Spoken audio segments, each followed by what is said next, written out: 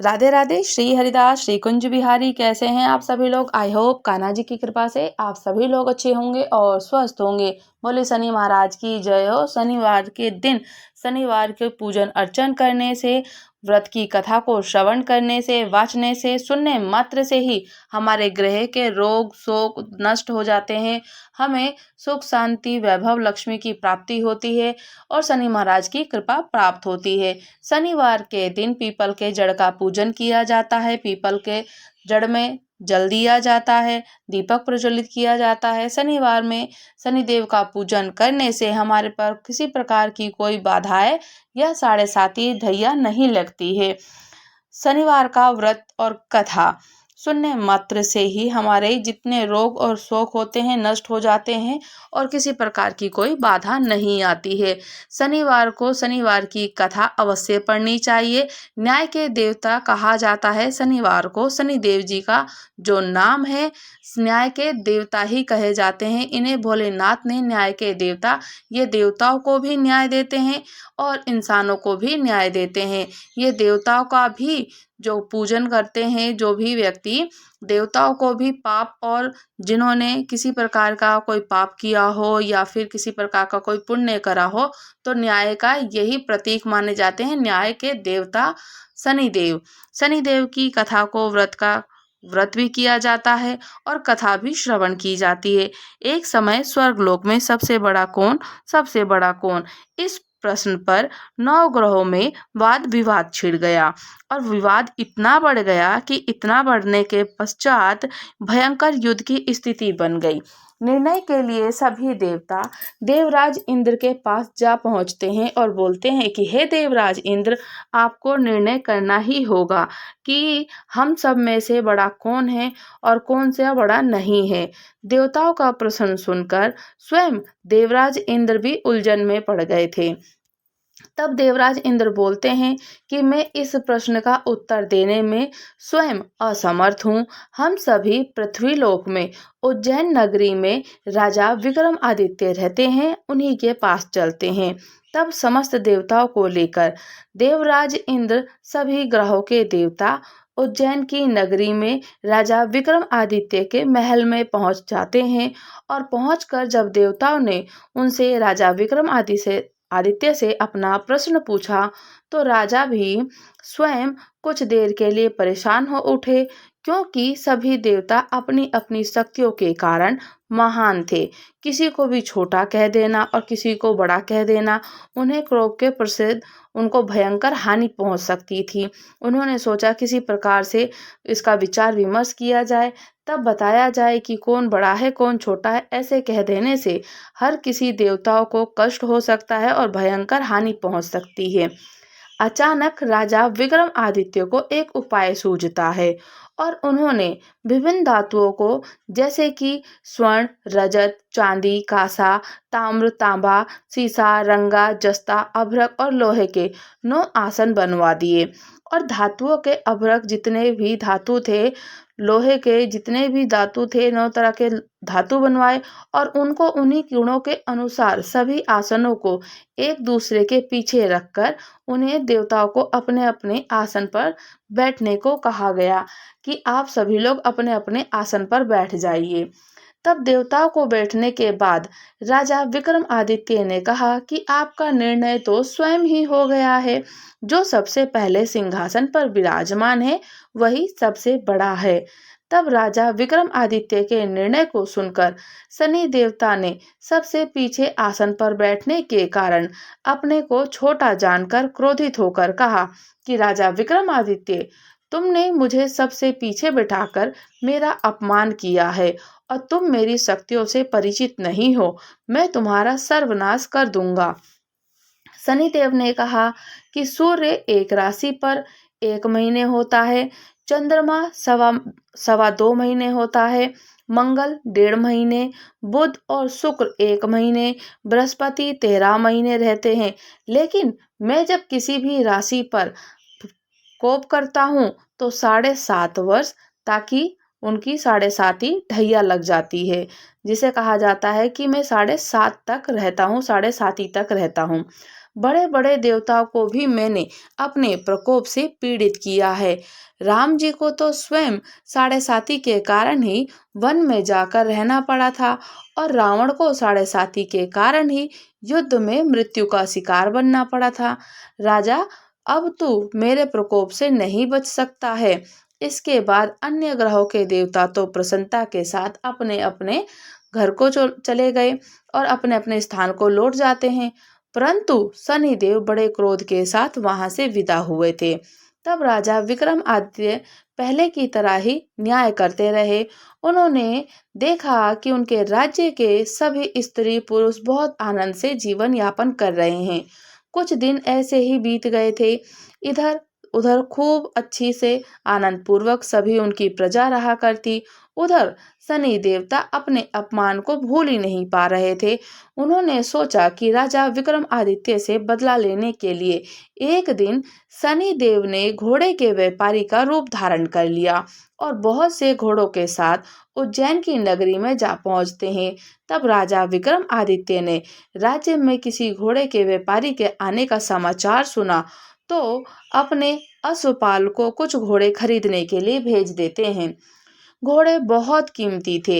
अश्वपाल ने जब वापस लौटकर इस संबंध में राजा को बताया, तब राजा विक्रमादित्य ने स्वयं आकर एक सुंदर और शक्तिशाली घोड़े को पसंद किया। घोड़े की चाल को देखने के लिए राजा विक्रमादित्य उस घोड़े पर सवार हुए तो वह घोड़ा बिजली की गति से दौड़ पड़ता है। तेजी से दौड़ता हुआ घोड़ा राजा को दूर एक जंगल में ले जाकर छोड़ देता है और फिर राजा को वहां गिराकर जंगल में कहीं गायब हो जाता है, क्योंकि स्वयं वो तो शनिदेव थे।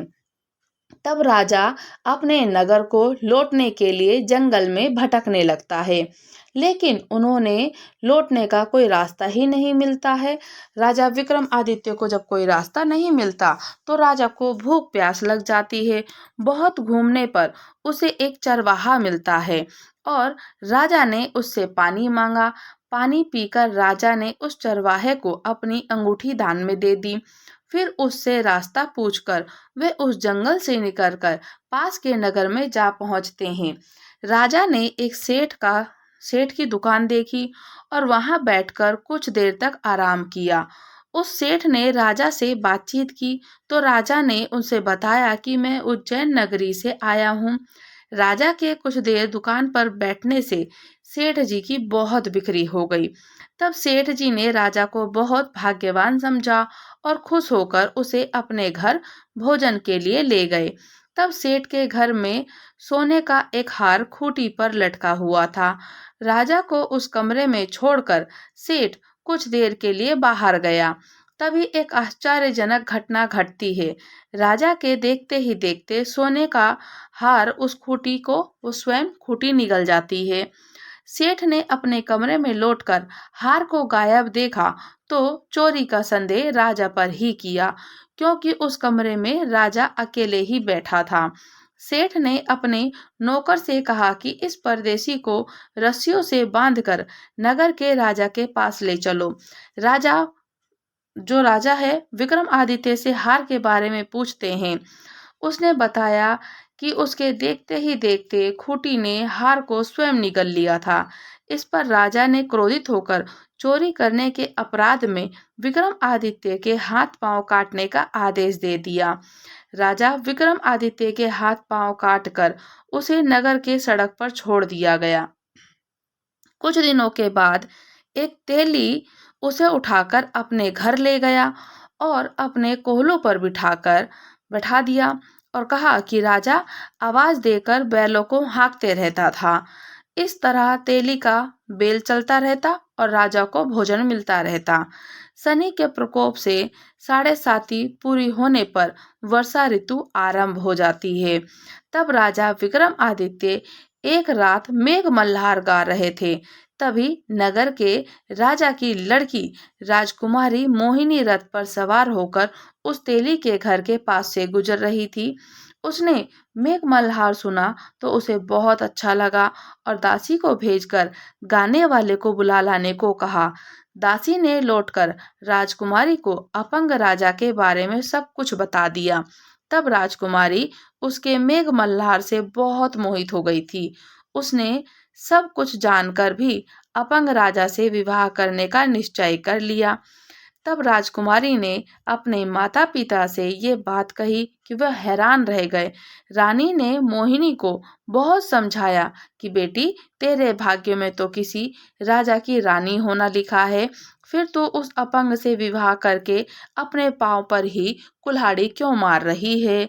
राजकुमारी ने अपनी जिद नहीं छोड़ी। अपनी जिद पूरी कराने के लिए उसने भोजन करना भी छोड़ दिया और अपने प्राण त्याग देने का निश्चय कर लिया था। आखिरकार राजा रानी को विवश होकर अपंग विक्रमादित्य से राजकुमारी का विवाह कराना ही पड़ा।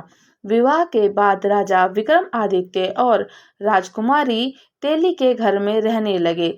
उसी रात स्वप्न में शनिदेव ने राजा से कहा कि राजा, तुमने मेरा प्रकोप देख लिया, मैंने तुम्हें अपने अपमान का दंड दिया है।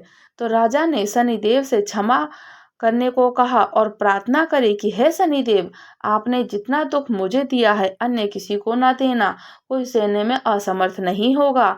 शनिदेव ने कुछ सोचकर कहा, राजा, मैं तुम्हारी प्रार्थना को स्वीकार करता हूँ। जो कोई स्त्री पुरुष मेरी पूजा करेगा, शनिवार को व्रत करके व्रत की कथा सुनेगा, कथा को वाचेगा, उस पर मेरी अनुकंपा बनी रहेगी। प्रातःकाल राजा विक्रमादित्य की नींद खुली तो अपने हाथ पांव देखकर राजा को बहुत खुशी हुई। उसने मन ही मन शनिदेव को प्रणाम किया।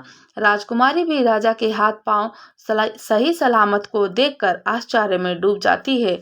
तब राजा विक्रमादित्य ने अपना परिचय देते हुए शनिदेव के प्रकोप की सारी कहानी सुना देते हैं रानी को।